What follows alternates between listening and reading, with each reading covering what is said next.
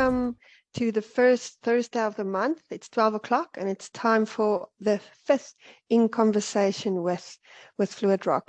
This is our last one for 2022. I can't believe it's November, but really looking forward to kind of having a little bit of summer and a little bit of rain. Our previous recordings are being loaded on YouTube. There's some very interesting conversations, so please watch our social media for that.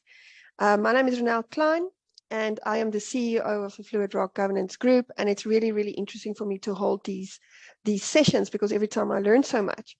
So today I'm really looking forward to it because we are talking about guarding your reputation. Reputation is your currency. Reputation, without a good reputation, you will lose clients, you will not do business, you will lose your value of your company. But it's something we don't normally think of unless it is maybe part of a dedicated process or a project, or it's ingrained in your culture.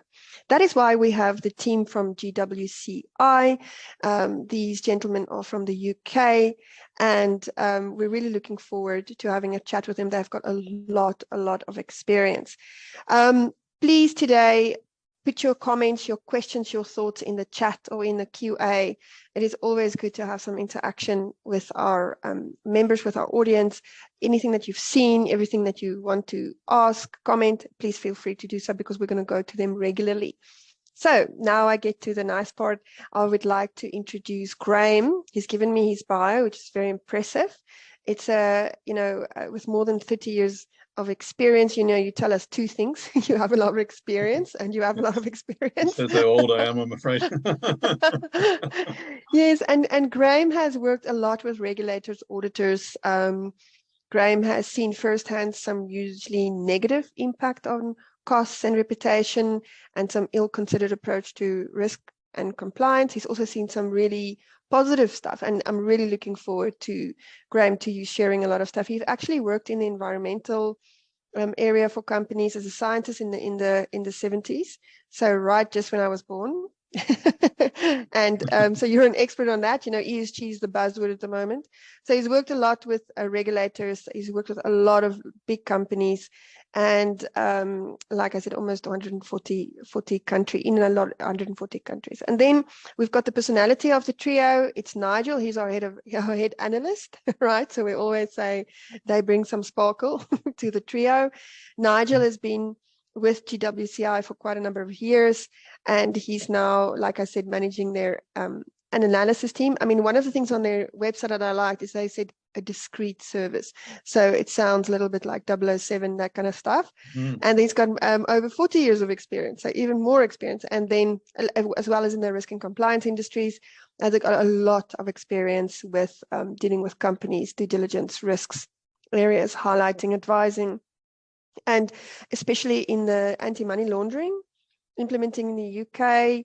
And he's here today because he's also going to share a lot of stories. So, gentlemen, I think I'd like to kick off and say, Graham, how did you get into this industry? How did your business start? It's always such interesting to understand where people come from. Yeah. Oh, hi, Ronelle. Hi, everybody there. Thanks very much for the invite and the introduction. That's really helpful. Thank you. So I've worked primarily most of my working career in the water industry, and part of my job there was keeping the regulators happy, basically. Very heavily regulated business.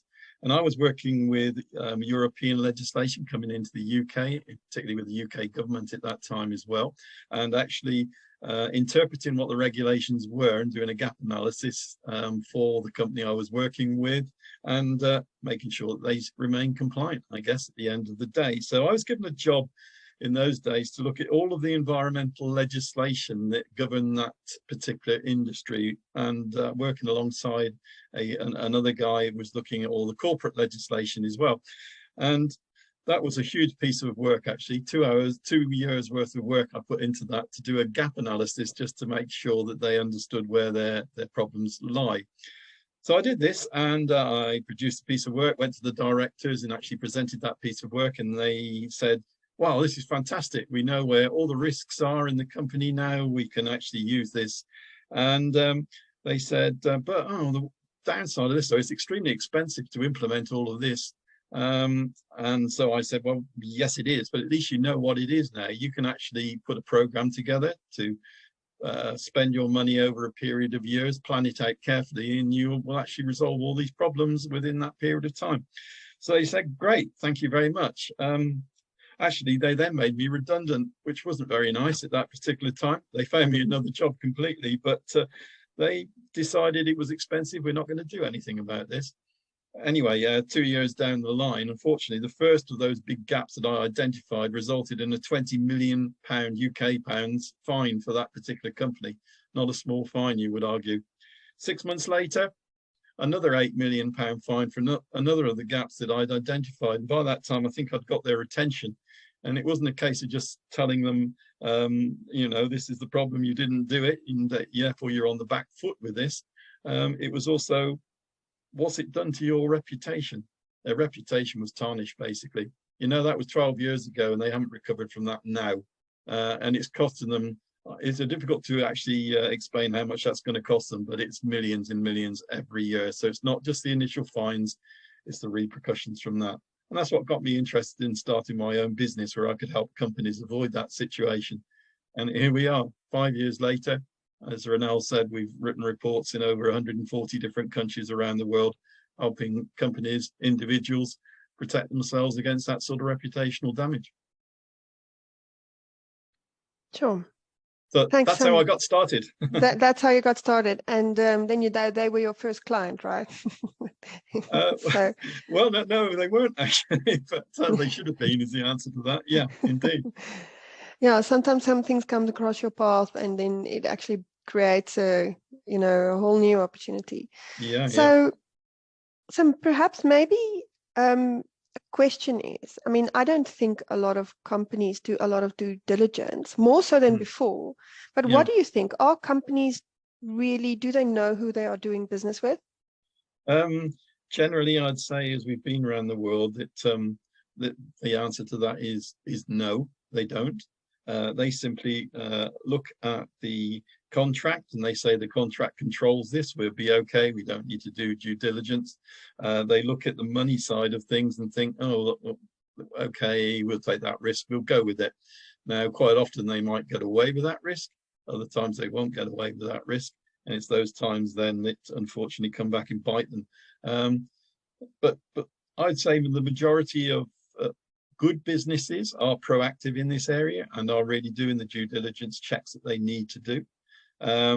The not such good companies, or those that consider that they'll go with the risks that they are exposed to, are the ones that do they get away with it or not? I suppose the downside from our point of view is that however big or however small your company is, you really do need to understand something about who you're trading with and who you're doing business with. It's largely the big companies that actually get the headlines, because they're the ones that get the big fines, they're the ones that get drawn through court and so forth. And that's really a fault of regulators in some ways, in that really they're so busy going around the larger companies that they tend to overlook the smaller companies. But the difference is, I suppose, is if you're a smaller company than one of the larger companies, and I spoke there of a 20 million fine for the company I was working with, they could absorb that cost. Large banks absorb that cost a lot, as you'll be well aware. But the smaller companies, that's going to put them out of business. It's as simple as that. So they carry a huge risk in doing that. So damaging their reputation could be lethal. Literally, it's as simple as that. So we do meet all sorts. People that have fallen foul of anti-bribery corruption laws sometimes use their services, but again, it's because they've got themselves into that situation and should be proactive in actually doing that and understanding that before they get that far. And I suppose really the other area that's really changed in the last few years, even the time that we've been operating, is very much more the focus on the ethical standards. It's not just the anti-bribery corruption and the legal issues that you'll face as a result of that.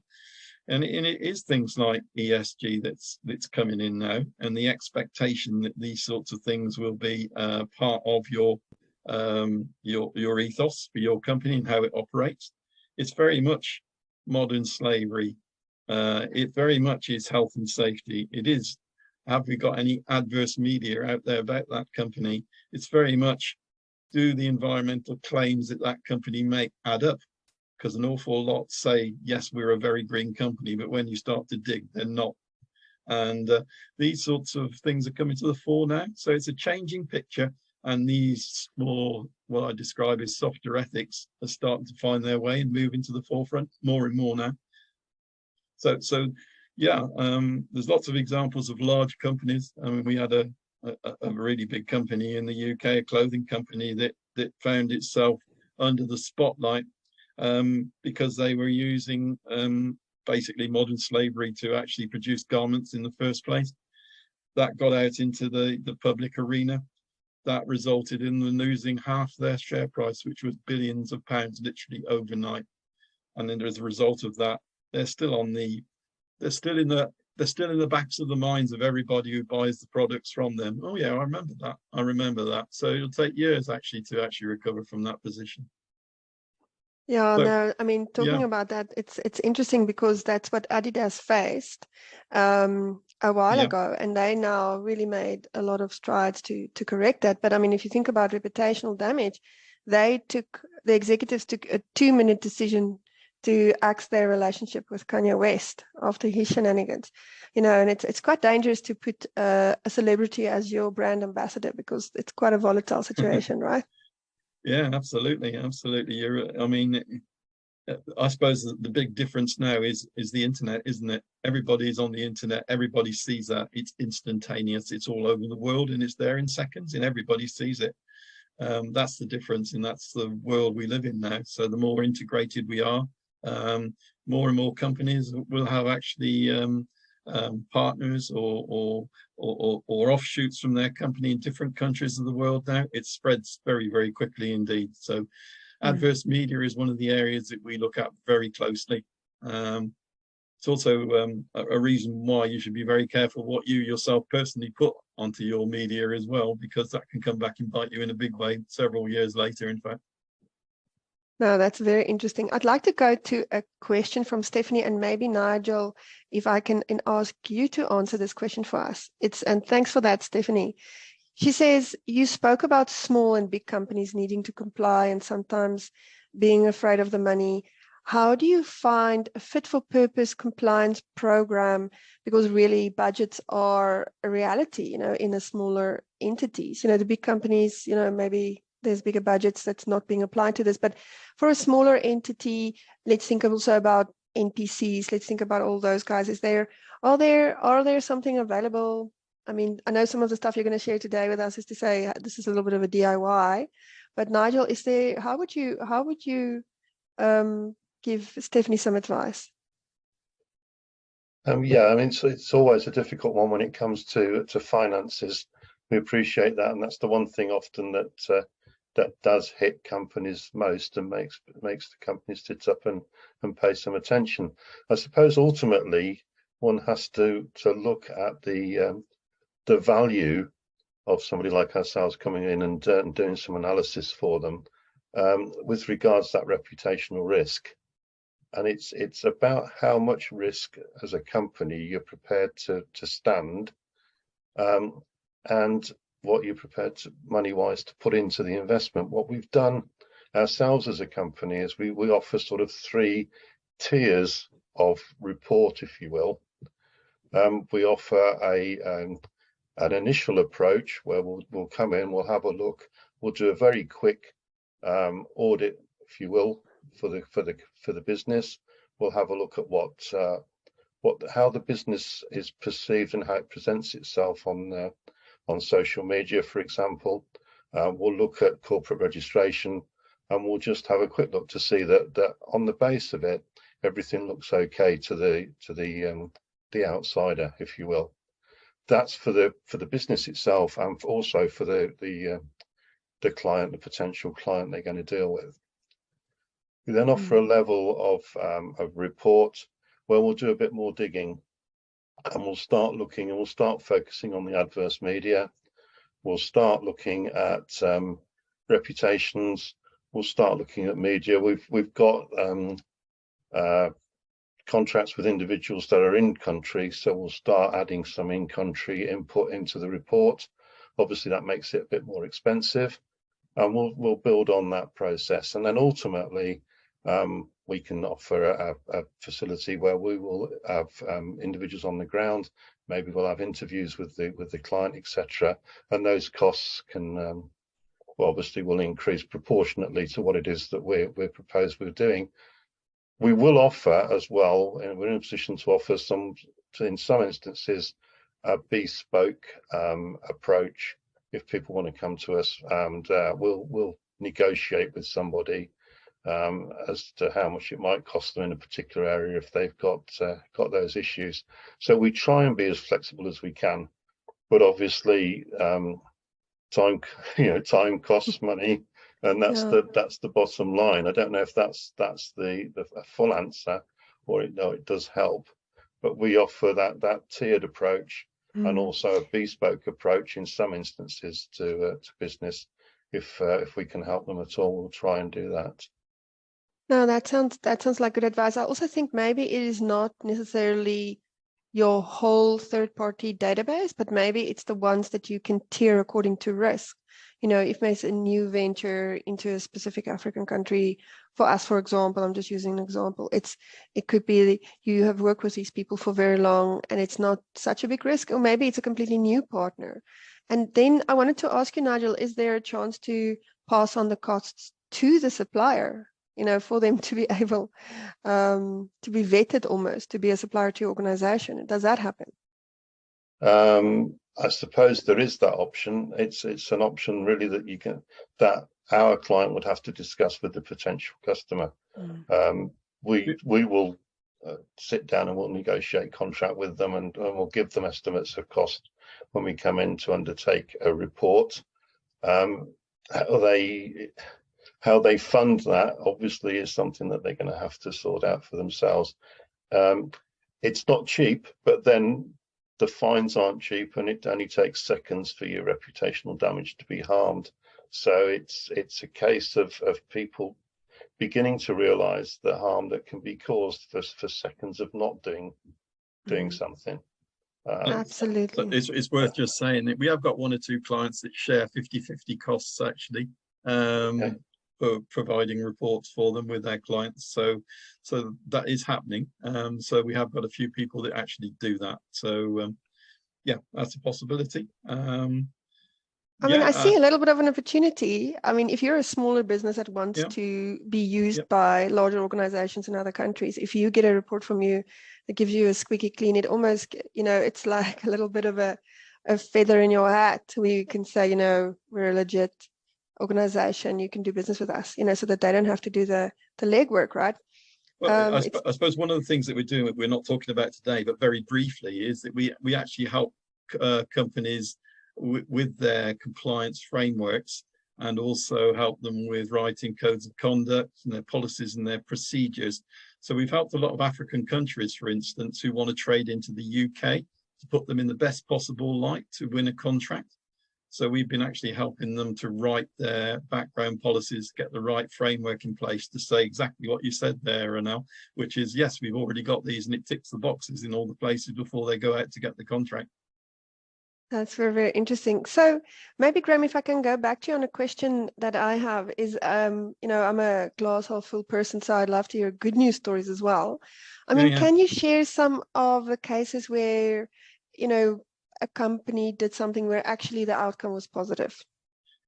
Yeah, absolutely. Yeah, I can think of one really good example where we were working with a company in Venezuela. This was actually a UK company looking to open a contract in Venezuela at one of the airports. And they asked us to check out the partner that they were going to be working with before they signed the contract for that work. And we did all the background checks, etc., etc. And you know, that company that they were looking to contract with looked squeaky clean, absolutely superb to do business with, no problems whatsoever. But as part of that, though, in hinting at what Nigel was saying there as well, we also look a little bit into the background and beyond that. So we looked at the partners and the ultimate owners of that particular business. And unfortunately, what we found there was one of the partners further on down the line, which was really hiding behind a rather opaque wall, was in fact involved with terrorist activities. So as a result of that, we actually flagged that within the report we'd got. And although they were very anxious and keen to actually do business with this particular company that they were facing, they decided to pull out of that because of the partnership agreement that was there as well. And as a result of that, believe it or not, we saved them £10 million in signing that contract. Their lawyers, unfortunately, then got involved with actually retracting the contract, which was partially, well, almost there, basically, which cost them a lot of money. So out of the 10 million, I think they spent 2 million actually with their legal beagles, basically trying to unwind the contract. But it was worth it, because at the end of the day, they actually did not then go ahead with that particular contract, which would have caused them massive problems if they'd have carried on. So that was a negative one to start with, but a positive one, that it showed the right result, basically, and the suggestions that we made to them, they followed, and it did actually save them a huge amount of, well, reputational damage, costs in fines, etc., which are almost certainly going to find their way to them. It sounds like there's sometimes a benefit of being the runaway bride in a contract. You know, indeed, you don't know what you don't know what you're so dodging. You think very carefully before you sign the contracts, I guess. I mean, contracts are useful, but I think most of the contracts that you see, a tendering process, is financially based in ensures a safe extraction of the financial costs. But what it tends not to do is focus too much on reputation. I think more and more they are starting to find their way into contractual things. And I was talking to Renal earlier about the actual ESG type things that are really starting to push to the fore now. And it's very much these softer ethics that are now finding their way into that situation. And you are now getting banks in the UK particularly asking, what are your credentials? And do you live up to your standards that you claim? So they are doing those background checks. And, you know, it's starting to work its way through as well. We're not very keen to give you that loan then, if you don't meet those criteria. So it's very much coming to the fore, and you start to see that throughout Europe as well now.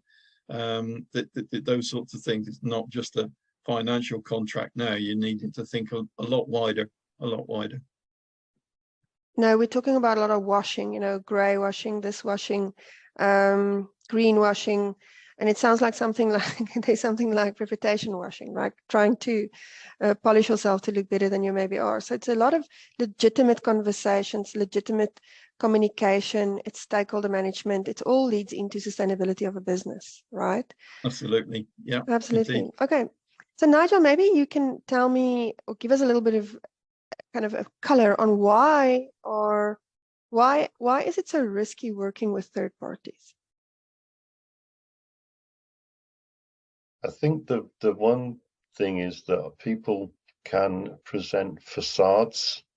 If we talk about the Venezuelan example that Graham was talking about, if you as a company were approaching them, everything looked okay on the face of it. So you could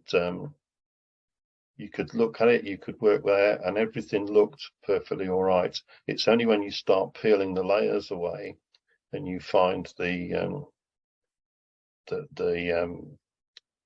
detail, and we go into the minutiae of the thing, that these the risks start appearing, and you start looking at things, and it starts looking not so okay.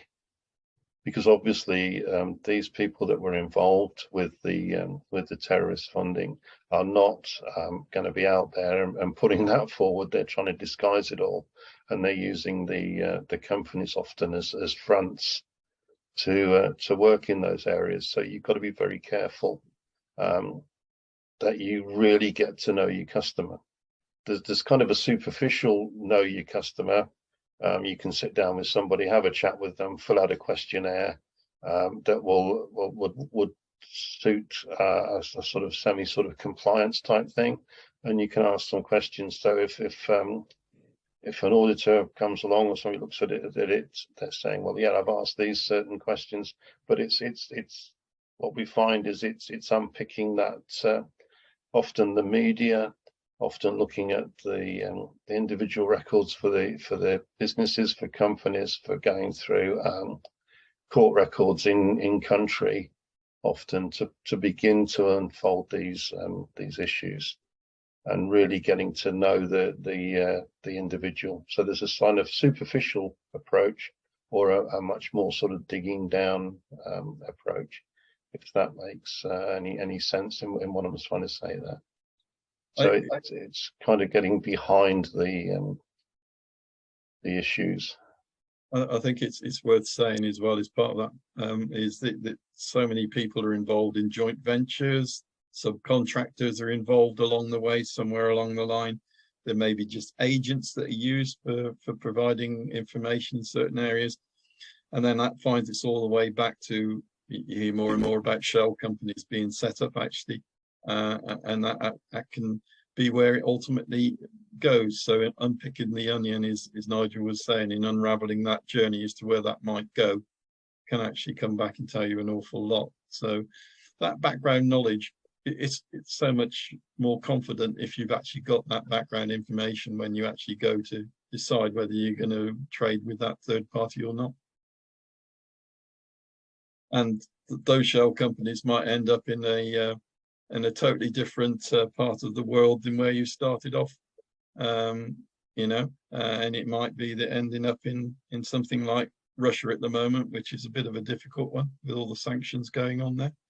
It might be, for instance, that you might end up in offshore banking somewhere, which might be okay in itself, but also could hide lots of things as well. So there's a variety of things there that could be a problem. Ronald, I think you've frozen actually. There we go.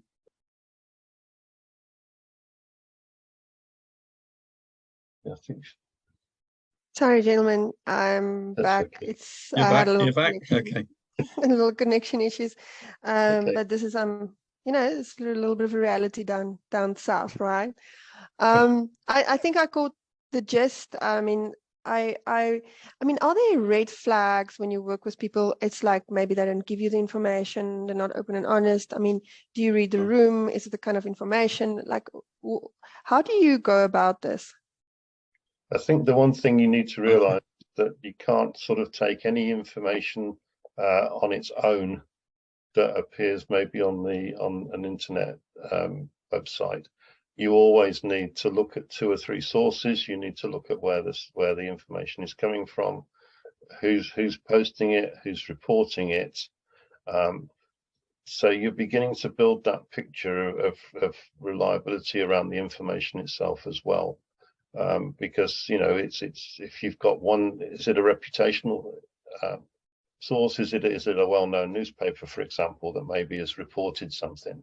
Are they using independent reporters, or are they their own reporters? There's all of these considerations that need to go into the mix when you're looking at the validity and veracity of something, particularly if you're looking to, you know, if you're looking to report something as a red flag. And I think it's important that you don't just take one view of it and report it. So we will look for a number of supporting articles, etc., before we would sort of look and formalize something as a red flag. And we'd really try and dig down to see where the information's coming from.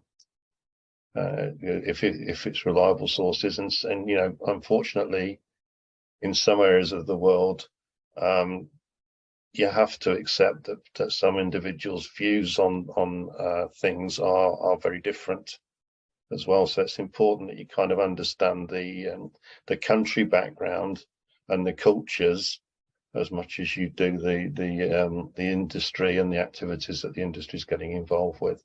And there's a balance between those two often comes to knowing what's going on. Yeah, I think it's fair to say different parts of the world carry different risks very much. So, I mean, just in Africa alone, I think we've worked in 17 different countries in Africa now over the years, and they basically you will see huge differences from one country to another, and that is because of the background of that. So we've done, for instance, Yeah, we've unearthed quite a few issues, for instance, in Nigeria of late that we've been involved with. And this was actually working with construction company that was doing some work there, and also some universities that were working there as well. And, you know, it's what people, often we find that people exaggerate what they can do in what, I mean, the classic example, I can give you a great example of this one. What we normally do is, for instance, is somebody in country will go and take a photograph of their registered office, and we'll actually take a photo of it, and a photo paints a million words, basically. It really does. So we had a company in Nigeria that claimed it was the biggest IT company in Nigeria with substantial sales and whatever. Well, we managed to get a photo of their registered office. It turned out to be about a little bit bigger than your broom cupboard, probably in size, with leaks in the roof. And really, you know, just that photo alone suggested that that was probably not the right answer to that question. So, you know, in using in-country people to check out the facts that we find and see online, it is often quite a good way to actually check and confirm whether those things are wrong, right, or indifferent. And that's very interesting. It actually links to Stephanie's question about how does the risk profile in Africa compare to what you see in Europe or other. Let's add that to maybe let's do Asia, like Africa, Europe, North America, South America. Is there are there clear trends there? Yeah, there are, is the answer to that. I think that yes, I would say South America was pretty high on the risk profile for a number of years, but there are a few exceptions to that in different countries. And the more we did there, the more we unearthed. But in fact, South America, I think, is starting to come out of that now to a large degree. And we're seeing some countries like, for instance, Panama was a classic example. Panama was a great one where, because of the arrangements there, it was almost like the Wild West at one time. But now they actually, all of their companies, for instance, they're now asked to identify who the chain of supply is. So they actually do go through to the ultimate owner, and each company is expected to do that. So that's actually a law now that they need to do that. Then the question is, how well do they follow the law? And the answer to that is they're getting there, but they're not quite there. But there's an example of where I think South America is trying to actually get on top of those sorts of things. I'd say Africa, I'd say East Africa generally is good in really, I think, trying to actually get the right policies, procedures, etc. in place to back it up. We've worked again in Uganda quite a lot to actually try and implement that, but it's slow is the answer to that. So they've got a long way to go. And a lot of it's about awareness and training in Africa, I think. So I think some of the African countries on the west side particularly are a little bit further behind. And I think in fairness, they actually do and recognize that there may be issues there, but they really don't have the backing from governments and higher up the tree to actually make that happen in reality. So they've got a long way to go.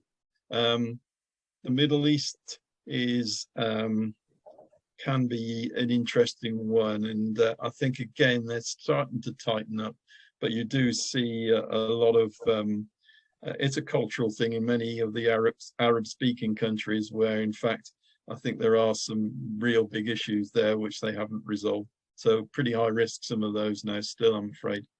You go over to Asia. Asia is pretty good, I'd say. In a lot of the countries which used to be part of, dare I say it, the British Empire sort of thing, have taken the policies and procedures and tried to make them work. So India, for example, is quite corrupt in some areas, but at least it has policies that it's trying to work to. Malaysia, again, is pretty good. Thailand, Nepal, all of those sorts of areas that are quite keen to actually make this happen. So yeah, I think the risks there are lower, in fact, than I'd expect. But and again, you know, you can surprise it. One of the biggest scams that we came across was one in Australia. And it was at a governmental level. So you have to think, you know, you're always going to find individuals. So although you can find these trends and you can identify these sorts of things, it's quite difficult because you can always find an individual or a company that actually bucks the trend, and that's the one that's important. Yeah. So let me ask the question. What is your perception? Maybe I can ask both of you, Graham, you first, and then Nigel. What's your view on South Africa? Yeah, South Africa is, we've been trying to do a lot of work in South Africa. South Africa is quite a difficult country for us, I'd have to say, in all honesty. I think that there are some cultural things here that are actually getting in the way of actually perhaps being as good as you could get. There's a long way to go in some areas. Very astute, the South African companies that we've dealt with are well aware of the sorts of issues that they've got and the issues that they've got to resolve. And I think more and more, if South Africa looks to trade outwards into other countries, the more and more that gets revealed somewhat. It might be okay to get away with it within South Africa, but as you trade more and further afield, I think some of these things start to be revealed. And so we've been trying to help South African countries put their house in perfect order to win overseas trade. And I think that's really important to South Africa at the moment. Otherwise, it's becoming very insular as a result of that. That would be my honest opinion. Whether that's wrong or right, that would be my thoughts anyway. No, thanks. It's insightful. And Nigel? Yeah, it's awkward. I think I can only echo a lot of what Graham has already said. In some ways, South Africa is attempting to be open in its dealings with other countries. In other ways, it's quite difficult to sometimes find information sort of in country to support what somebody said about themselves. And I think it's that sometimes that balance, that awkwardness that can put some people off. But yeah, on the whole, it's not been too problematical.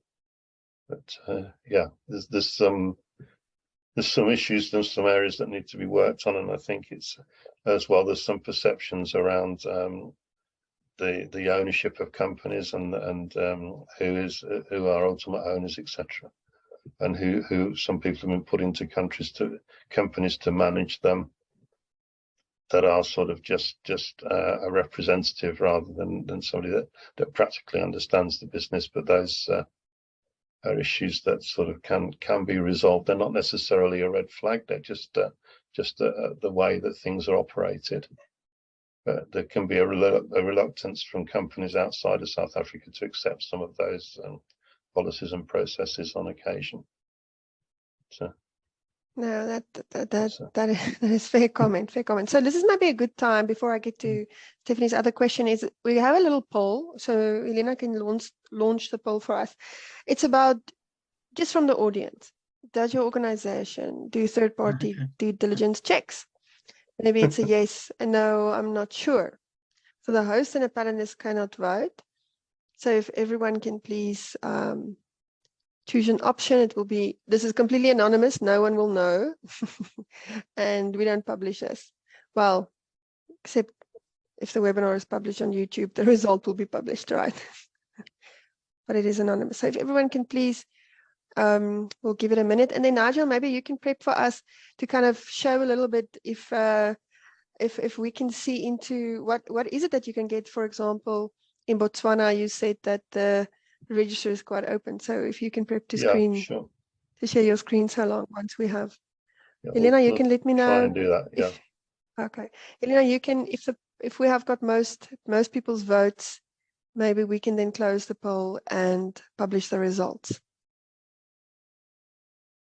Seems like it's closed. Okay. Oh, there you go. That's interesting. Yes, 39%, no, 22%, and it's I'm not sure, 39%. So it's very, very interesting. So I am actually surprised at the number. You know, it's round up to 40%. You know, so 4 out of every 10 companies are doing it. I thought the no's would be much higher. And then let's say that I'm not sure if we can group them together. So roughly, rounding up, it's interesting. So there's a lot of companies who's doing it, and then there's maybe, let's call it 6 out of 10 of companies could actually look into this to say, let's make sure who we're dealing with. And for me, the whole time, there's 2 sides of the coin. Is how do I make sure my company is ripe and ready, and people are very, very keen to do business with us because we are an ethical bunch. And then the other side is, let's make sure our downstream suppliers and third parties are ethical, so that we can on promise or give assurance upstream to our customers, right? Okay, so before I come to Stephanie's question, Nigel, maybe you can screen for us, and it's going to be interesting to see. In some countries, it's easier to get that information than in other countries, right? Yeah, very much so. Yes, it is the case. Yeah. What we've done is we chose Botswana because it is one of the whilst you would think it might be a little bit difficult to get information from the registry for Botswana, it's just to show you how open it is. It is a real company, so it's a bit of a non-disclosure agreement on it when we share the stuff, but just to show you what you can actually do with the registry in Botswana, if this works. Let's just see, that should be it if I share the screen. So you should see the what is now the Botswanan company registry. We're searching for a business. I've opened the registry.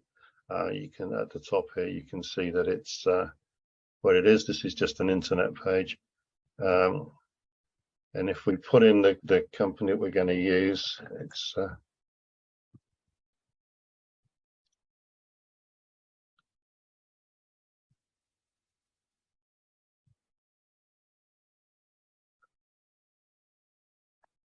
and we just search it. You can see another one-finger typer, Nigel. Yeah, okay. I might know my way around it, but we've got a register. So we've got a registered business here, which is the Accountancy College. It's registered in Botswana, and it's checking all registers for the company. So it's then as simple as clicking on it, and we'll start looking at the request. And we find that we can, for Botswana, we can find that it's registered, the date of registry, the business activity. It's just got other, so it doesn't really give us a clue as to what it is that it's particularly doing.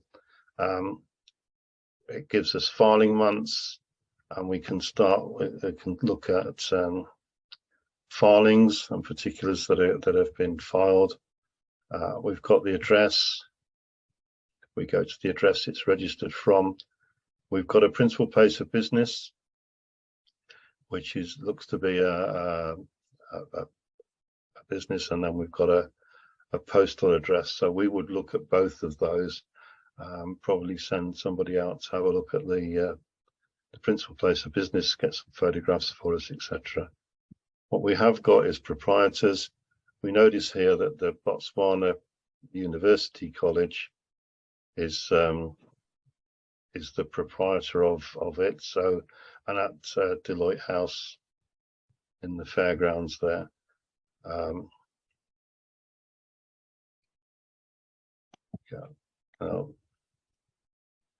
Unfortunately, the images have got in the way on my screen, but not on yours. If we go to show more for the Botswanan College,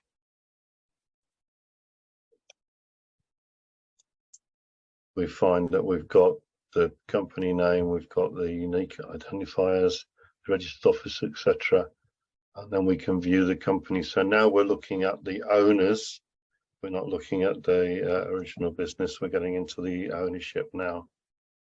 And again,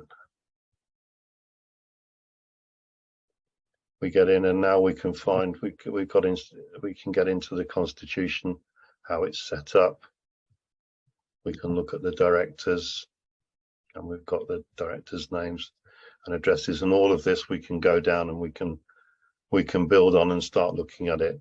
So now This is when we quite go a lot into, of information. I mean, they've there's got the lots director's of name, information. We their can get into, addresses. yeah, Hmm. home addresses. We can get into financial statements now. We can get into various changes. We can get into annual returns, particulars, etc. So there's a lot of information that's available and a lot of research. And if we were looking at this business for ourselves, this is what we'd be doing. We're going through each one of these documents, checking out each one of the individuals, and we'd be running risk screening and paneling against each of those companies. We'd be looking at adverse media for the individuals and for the businesses and for the companies. So here already we've got the Botswana Accountancy College, and then we'll be looking at that and adverse media. We'll be looking at the Botswana University College of Business Science, which is the owner, and doing the same thing for them and going through the filings and the ownership and the documents that are there. So this was just a quick example, really, to show you that in a somewhere like Botswana, where maybe you would think it's a little difficult, you're getting a lot of information. This is a particularly easy business registry to work your way through. Others are more difficult. If we look at the Indian registry, for example, you have to research a company, you have to find what would be the unique identifying numbers here, and then there's various other elements of the registry that you have to copy those details into before it will give you the information. And then you get to a level, if you're wanting to look at the official filings in India, you'd have to pay an amount of money to get those details, whereas on the Botswana registry, a lot of it is available free to you. So there's all of those issues and concerns that present themselves, I suppose, as we go through.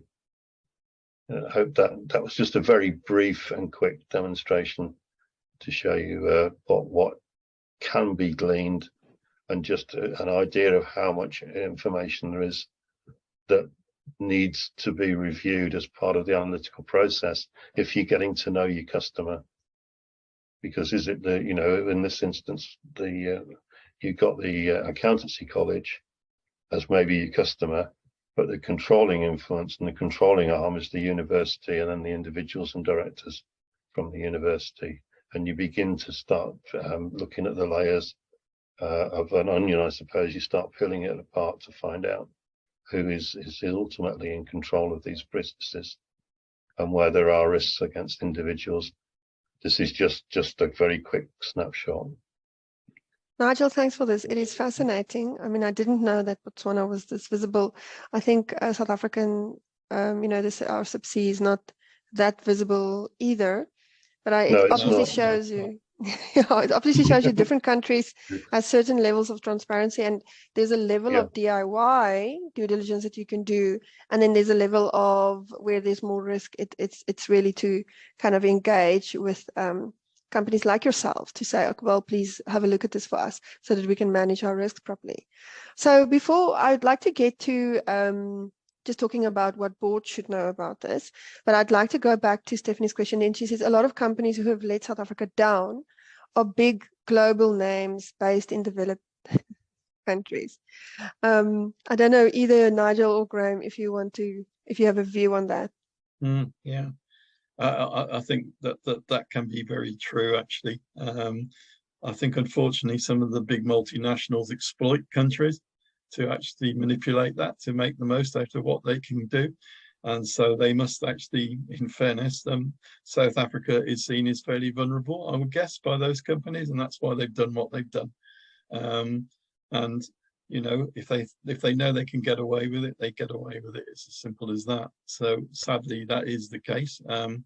We did, for instance, we got involved with doing a report on Huawei, the Chinese telecoms giant, and literally we did a report on them literally 2 days before one of their directors, the lady, I can't remember her name now, got arrested in Canada. And literally we were involved with actually doing some background looks at that.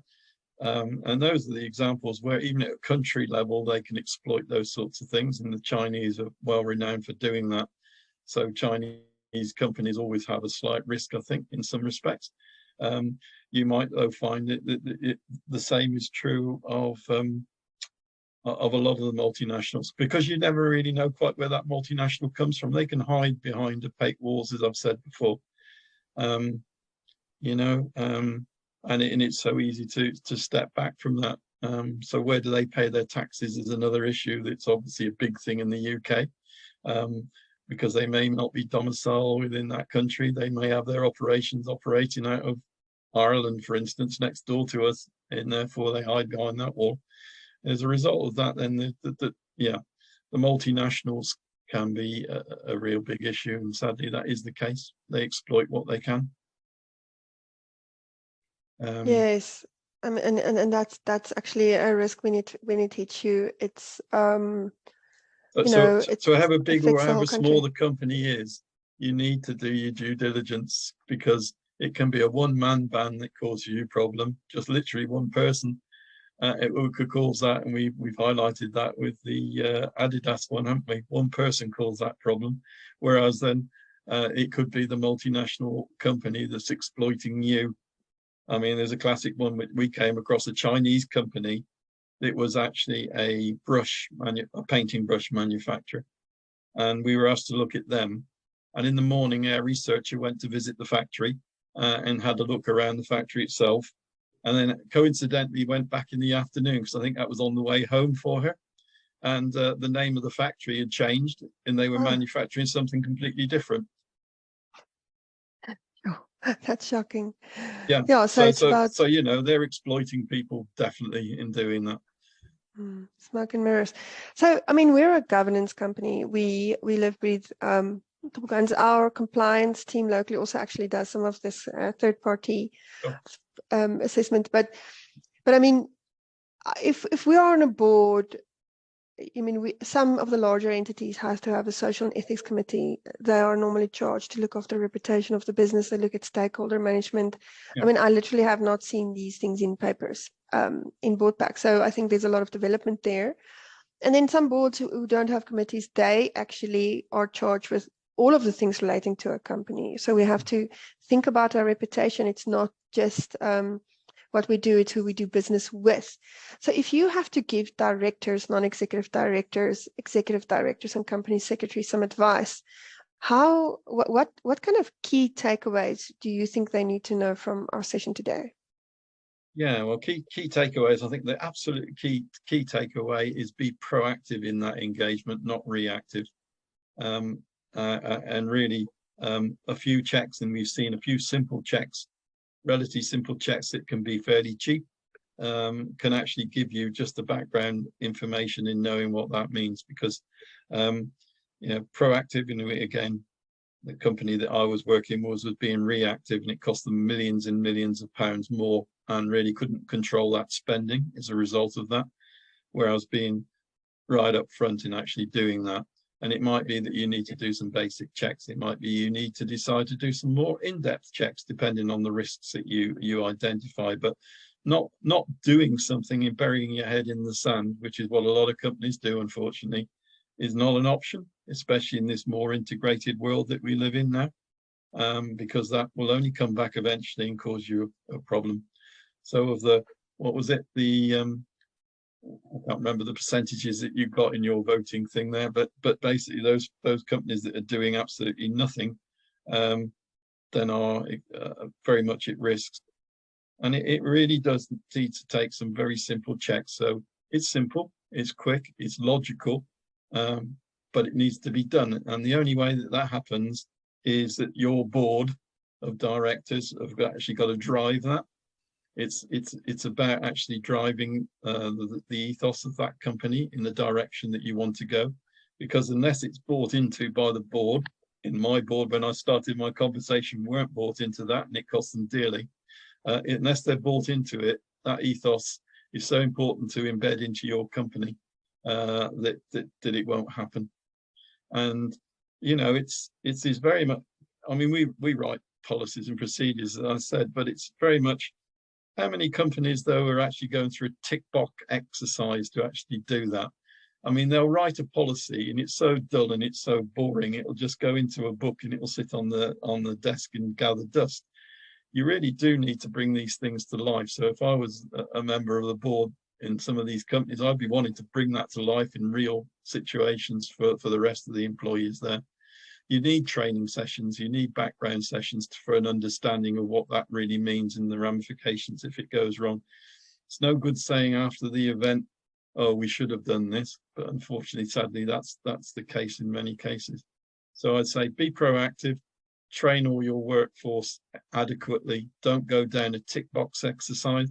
I'm sure if we looked, unfortunately, at some of those companies that say they do carry out their due care diligence, do they carry out enough checks? Or is it, again, a tick box exercise? Because I say, if you look at a lot of companies, you'll see and look at just their website and it'll say, look at our green credentials, we're very good. Look at our ethics and their modern slavery approach. Look at our approach to anti-bribery within our company. And if you dig below that, though, you know, even the policies don't exist, let alone the fact that it just says it on the website. So, yeah, small checks, easy, simple checks can actually take you an awful long way. But the ethos of the company is so important. Get it right at the board level, and you've got a good chance that your company will follow suit. I think some very wise words, definitely. Nigel, would you like to add to that for us? I think it's very, very little you can add to that. I mean, it is very important that you do really understand the customer, the client, who it is that you're dealing with. It does take time. Yes, it does cost some money. If you just do the tick box, you're putting yourself very much at risk of having your fingers burnt, if you want to put it in those terms. If at a later date, if things do go wrong, it does take a deal of understanding. I mean, yes, you know, you can. Most people are quite capable of going into the internet, like I just did, and looking at Botswana, for example. But it's what's behind that does make the sense. Yes, I can go in and I can say I've looked at a college, I've looked at who the ultimate owner is, and that's who I'm dealing with. So I know the ultimate owner. You do, but you don't know them if you haven't sort of looked at the adverse media that may be surrounding them. And looked at the media in country, or you've been to see if the business address exists, as Graham says. You know, we've had examples where we've gone to look at a business address for a company that purports to be the biggest computer company in the nation, and it's a shack. It's a broom, no bigger than a broom cupboard. You don't know that if you don't actually go out and do something about it. And I think that it's just that caution. And it's about risk. It's about the risk you're prepared to take. But are you really prepared to take that risk if it comes back and bites you? You do need to do something actively about it. And I think that's it's a little bit of investigative forensic auditing journalism. So definitely. Yeah. So James, just to wrap up, Matt asked a question, how did this scheme get it so wrong recently? They published a document about having to achieve certain levels of BE, huge storm in the media, and they have the budget to throw big money at their protection of their reputation and managing those risk areas. And the thing is, I think I can, if I can just quickly answer that before we close, it's difficult to protect yourself against people because people sometimes don't act in a very logical way, but then that ethos sits at the board level. And that is a very important place to make sure that your leadership leads ethically and effectively. Okay, but with all of that, I think we have to close. I really like to thank Graham and Nigel for coming and talking to us today. Very insightful. I mean, I learned a lot. Everyone, this is our last session for this year. Next year, February, we're kicking off. We're talking about what the board should know about marketing. I've sat in many board meetings where they check how many followers the company have, and when you speak to strategic marketers, it's a completely different thing. And then after, we're gonna have a webinar about the latest trends in cyber security. It's a topic that we have to look at. I mean, it's a thing that's probably letting me lying awake at night. And then if there are any questions or proposals for topics that you want to discuss, let us know. We are always open to say, let's have these conversations. This video will be posted on YouTube. We are receiving a lot of requests from people who can't attend afterwards, and we're more than welcome to just check with us on this. Then, gentlemen, thanks so much. Have a great day further, and I really appreciate it.